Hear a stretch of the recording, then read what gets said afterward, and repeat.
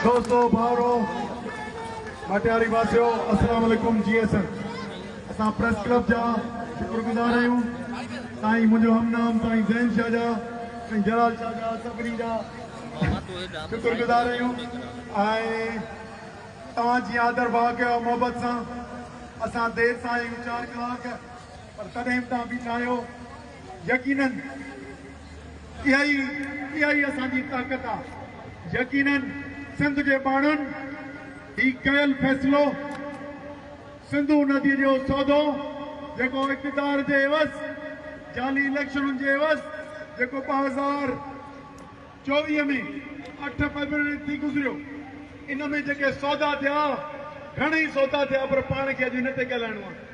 ज़मीनूं समुंड मादनी वसीला विका अथनि उन्हनि ते इंशाअल्लाह हाणे जुरत न कंदो पर तई था चओ कैनाल ठाहींदे हिकिड़ो मिनट ठाहिण शुरू कया अथव तव्हां पादर हणणु शुरू करियो उन्हनि खे छो त हिननि जा MPA MNA सेनेटर वज़ीर उहे सभु सिंध के माण्हुनि खे धोखो ॾियणु निकिता आहिनि यानी उन्हनि जो चङो मुड़ुस सदर सही करे आयो आहे अॼु तव्हां ॿुधिजो ARY ते टीवियुनि ते ॾिसो जेका वज़ीर आहे उस्मा गिलानी उनजो सॼो चयो भाई लिखत में नहीं आया नी तक़रीरूं छो था कनि उनजे करे ही भाड़िया सिंधु जो सौदो कियो अथनि हम आपको भी बता दें अगर इसने सौदा किया है तो इसको सजा दो हमारा उससे नहीं जा रहा क्योंकि सिंध के लोग जिएंगे मरेंगे इस नदी के लिए अगर हमें कत्ल करके इस पे कब्जा करना है कर सकते हैं लेकिन सिंध के लोगों ने रेफरेंडम दे दिया है सिंध के हर एक शहर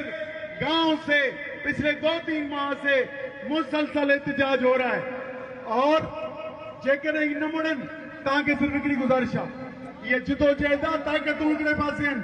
अवाम ॿिए पासे आहे ऐं तारीख़ ॿुधाए थी जॾहिं अवाम मुतहद थी वञे ताक़त का